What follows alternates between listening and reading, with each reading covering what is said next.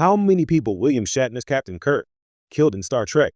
Captain James Tiberius Kirk is a Starfleet legend, a diplomat, a tactician, a ladies' man, and undeniably a man of action.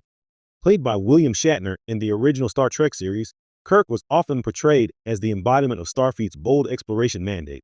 But he also wasn't afraid to throw a punch or fire a phaser when the mission demanded it. In fact, when you dig into the history of the character across the original series, films, and even animated appearances, a fascinating question arises. How many people did William Shatner's Captain Kirk actually kill? The answer isn't simple. Star Trek has always walked a fine line between pacifism and pragmatism. Kirk, while often advocating for peace, frequently found himself in life or death situations where he had to make tough calls.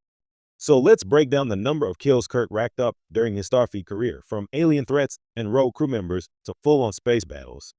The original series, tactical but lethal.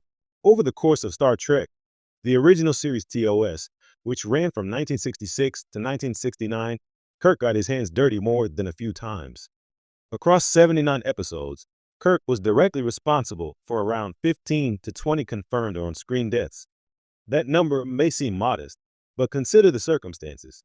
Many of these incidents involve defending his ship or crew. One of the most iconic examples is the episode Obsession, where Kirk uses a makeshift bomb to destroy a gaseous vampire cloud, killing it. In Arena, he defeats the Gorn captain but refuses to kill him, choosing mercy instead. Kirk was selective about when to kill, but when he did, it often had strategic or ethical implications. In The Enemy Within, Kirk faces a duplicate of himself and nearly kills his double before realizing the creature is a manifestation of his own psyche. In The Doomsday Machine, Kirk sets off a starship to destroy a planet-killing weapon, resulting in mass destruction, though not necessarily with a direct body count. If we're being generous, you could argue that some of Kirk's decisions led to the deaths of dozens, even if they weren't all phaser to the chest moments. The movies, more explosions, bigger body count. If Kirk was a careful killer in the TV series, the Star Trek films showed him embracing larger-scale violence, often reluctantly. The 6 original movies that featured William Shatner's Kirk raised the stakes and the body count.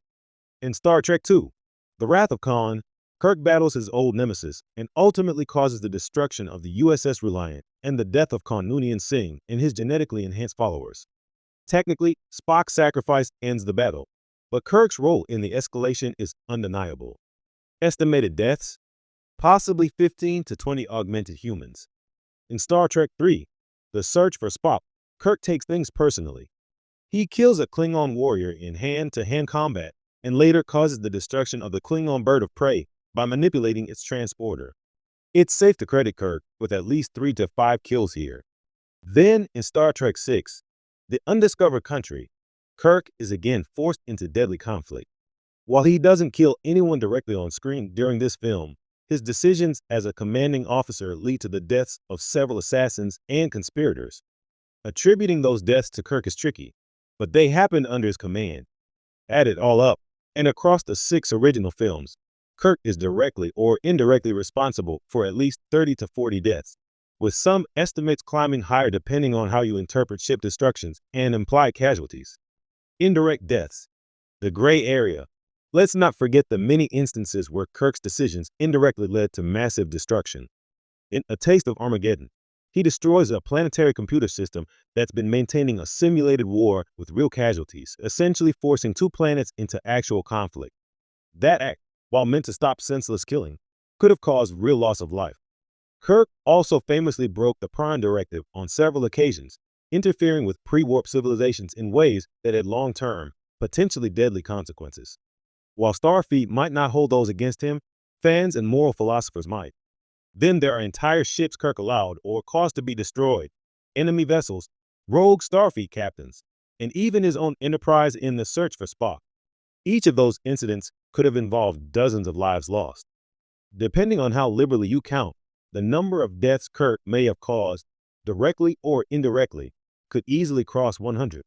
Captain Kirk, man of peace or warrior. William Shatner's portrayal of Captain Kirk was always more complex than the macho caricature pop culture sometimes makes him out to be. Yes, Kirk was quick with a fist and decisive in battle. but he often agonized over killing. He preferred diplomacy, clever tricks, or mercy over bloodshed. His body count might be high compared to Picard's, but Kirk's actions were often those of a man trapped between idealism and brutal reality.